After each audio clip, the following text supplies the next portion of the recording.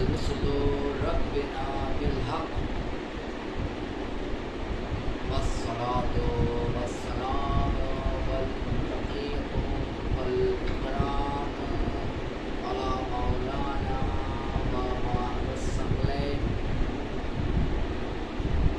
محبوب رب المشرقين والمغربين جد الحسنين أبي القاسم محمد اللهم صل على محمد وآل محمد محبوب والآله الطيبين الطاهرين المعصومين المظلومين المنتجبين المنتخبين الآمين رب العالمين بسم الله الرحمن الرحيم رب اشرح لي صدري ويسر لي أمري واحلل عقدة من لساني ويفقهوا قولي أما بعد فقد قال الله تعالى في كتابه الكريم وقال الحق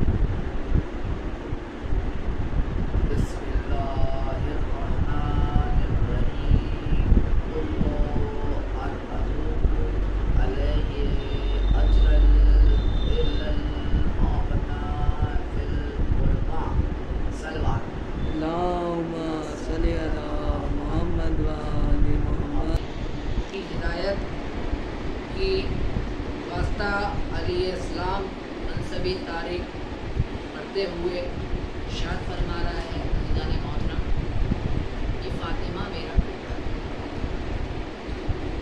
اور کل کی مجلس میں آپ کے سامنے صرف حضرت سیدہ کی وہ خوبی سنائی تھی جو پیغمبر اسلام کو پیش کی ہوئی شریعت کے ایک نمایاں صفت ہے۔ آج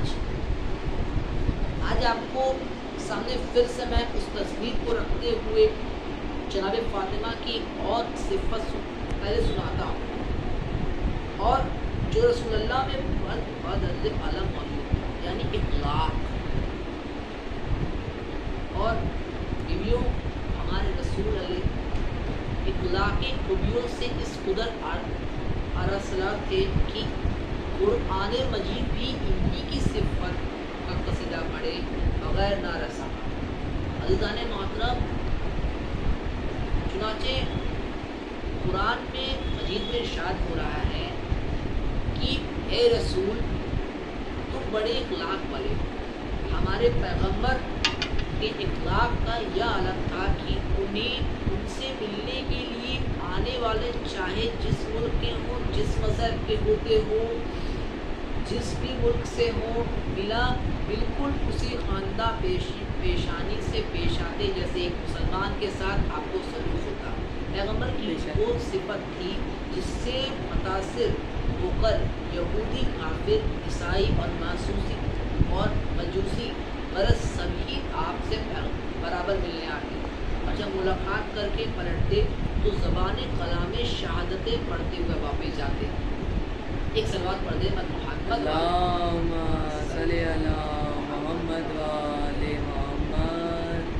حضور کی زندگی عزیزان محترم ایک حضور تھے جن کی زندگی کے ساتھ سینکڑوں واقعات ہوئے۔ آپ جانتے ہوں گے عزیزان محترم کہ ان کی زندگی کے ساتھ سینکڑوں ملتے ہوں گے کہ آپ کی محبت پا کر غیر اپنا بیگانہ یا غینا ہو جاتا ہے۔ اب آپ ہیں جو آپ کو لاکھوں لوگ ہیں عزیزان محترم، آپ کے چاہنے والے ہوں گے، آپ کے پسندیدہ لوگ ہوں گے، آپ کے محبت کرنے والے لوگ۔ اب آپ سے زیادہ وہ دے دیں محبت یا آپ انہیں سب سے زیادہ دے دیں، تو جب وہ آپ کو دے دیتے ہیں تو آپ ان کی کیا ہوتے ہیں؟ آپ ان کی چاہے اپنے ہوں، چاہے پرائے ہوں، چاہے لوگ ہوں، محبت زیادہ مل جانے کی وجہ سے کیا ہوتا ہے؟ وہ آپ انہیں زیادہ جانے لگتے ہیں، آپ ان کے اپنے ہو جاتے ہیں، کلوز ہو جاتے ہیں۔ لیکن دیکھیے غیر بھی اگر آپ کو اپنے اپنے چاہت دے رہا ہے، غیر بھی آپ کو اپنی محبت دے رہا ہے، غیر بھی اگر آپ کو دل سے چاہ رہا ہے، تو آپ اسے اپنا اپنا حاصل کر لیتے ہیں، سوچتے ہیں یہ تو میرا اپنا بھائی جان ہے میرا۔ ارے آپ چاہے رسول کے ویسے ہی ہمارے رسول، ویسے ہی ہمارے پیغمبر، جب وہ غیر کو بھی جب غیر بھی چاہتا تھا، جیسے ابھی محمد پاک غیر اپنا اور بیگانہ، مجھے یہاں مجھے واقعہ سنا کر مجلس کو شروع نہیں کر دینا، کیونکہ اصل میں آپ کے سامنے آپ کی شہزادی کے ذریعے عظیم کی بے نظیر تصویریں کو سناتا ہوں۔ محترم دیویوں، مدینہ میں شمردانی کی ایک یہودی تھا، ان کے جناب سیدہ کی رضائی کے صدقے میں اسلام قبول کر لیا تھا۔ اپنا آبائی مذہب ہر طرف کر کے مسلمان ہونے کے سزا میں تمام یہودیوں کا اس کا بالکل بائیکاٹ کر دیا تھا، لیکن عزیزان محترم لین دین اٹھنا، لین دین بیٹھنا سب بند کر دیا۔ حد یہ ہے کہ کوئی بات کرنے کا رواداد نہیں تھا، ہر طرف اسی ستانے پریشان کرنے ظلم و زور کی تربیتیں ہوتی رہتی تھی۔ اسی مصیبت کے عالم میں ایک نئی مصیبت یہ ہے کہ نوبت پڑی کہ زوجہ کا انتقال ہو گیا۔ عزیزان محترم، آپ سب جانتے ہیں کہ رات کا وقت تھا اور کڑی سردی پڑ رہی تھی، میرے ساتھ جانتے ہیں کہ جو رات کی زوجہ کا انتقال ہو گیا اور ان پہ ایک نئی مصیبت آئی، جیسے ابھی میں نے بتایا کہ رات کا وقت تھا اور کڑی سردی پڑ رہی تھی۔ عزیزان محترم، جب سب کو پتہ ہے سردی پڑتی ہے تو ٹھنڈے ہوائیں چلتی ہیں، جن سے انہیں کیا ہوا، انہیں یہ ہوا کہ وہ ہوا کے ٹھنڈے جھونکے پورے زوروں سے چل رہے تھے۔ شماؤں سے گھر جا کر اپنے کنبے کی ایک شخص سے دشمنی کی، مگر کوئی بھی اس کی اس مصیبت کے سامان نہیں گیا۔ جب گھر بیٹھے اٹھتے اٹھتے نئی میں خبر آئی کہ جناب سیدہ کے کانوں تک پہنچ گئی، بس پھر کیا تھا دلانے، پھر کیا تھا؟ لوگ بے چین ہو گئے، فوراً چادر اٹھی، اندھیری رات کی دہشت، رات سناٹے اور ہواؤں کے جھکڑ میں کے گھر پہنچی۔ آپ جب اس کے گھر پہنچی تو دیکھا کہ ان کی بیوی کی نوعیت پیمبروں کا فن بالکل بے سارو سامانی حالات پڑی ہوئی ہے۔ یہ دیکھ کر آپ کی آنکھوں میں آنسو آ گئے ہوں گے۔ آپ نے فوراً پتہ کہ ساری ذمہ داری آپ نے ساتھ لے لی، لاش کو مسلم کیا کیا، آپ نے مبارک ہاتھوں سے کفن پہنایا، تمام سارے کام انجام دے دیے۔ کہا آپ نے سارے کاموں کو انجام، آپ کے گھر میں کسی کا راشا پڑتا ہے، آپ ہائے افسوس، ہائے میری مظلومہ شہزادی،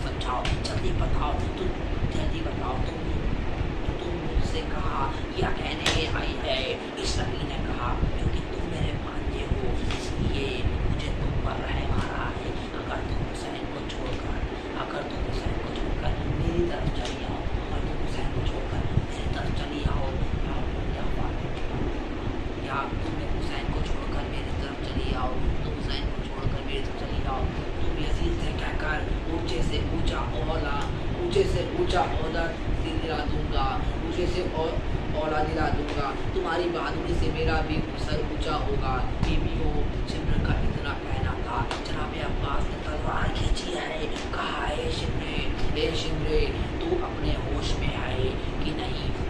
तू किससे बात कर रहा है? मेरे आका हुसैन, उनकी औलाद से, उनके प्यासे, मुझे लालच देकर अपनी तरफ बुला रहा है, मुझे अपनी तरफ बुला रहा है। भला या गुलाम आपने आका हुसैन के मुबारक कदमों को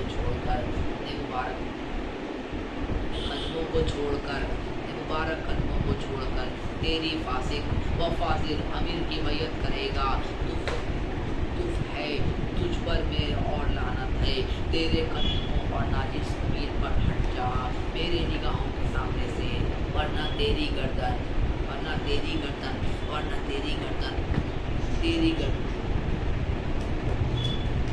उड़ा दूंगा। शिमर यह जवाब सुनकर वहाँ से चला गया। इधर शिमर की सारी फरमाशी मौला के एक वफादार सहाबी ज़ाहिर इब्ने कौन सुन रहे थे। शिमर तो यह बात कहकर चला गया, मगर ज़ाहिर के दिल में जो धड़कन तेज हो गई, अब बेचैनियाँ हद से बढ़ी। सुहैर खैमे से बाहर निकला, कुछ सोचते हुए खैमे जनाब अब्बास के करीब आकर खड़े हुए। एक दफ़ा हिम्मत करके आवाज़ दी, ए मुक्तिराता, इस्मत के दिलों में ढारस अब्बास, ज़रा बाहर आने की ज़हमत फरमाया था।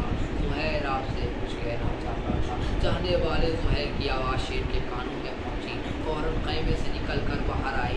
एक कहा, सुहैर इस वक्त तुम कैसे? खैर तो है? कहा, ना पूछिए, आप तो सहमत तो होगी, मगर गुलाम की गुजारिश है। कहा, मेरे साथ यहाँ से कुछ दूर चले। जनाब अब्बास ने कहा, सुहैर तुम इतना घबराए हुए क्यों हो? आखिर मामला क्या है? सुहैर खामोश रहे। तरह दोनों खैमे हुसैनी से काफ़ी दूर निकल गए। तू ज़ाहिरी हो मुक़्तदी, इन्ना लिल्लाहि व इन्ना इलैहि राजिऊन। ज़न्बे कज़ा नहीं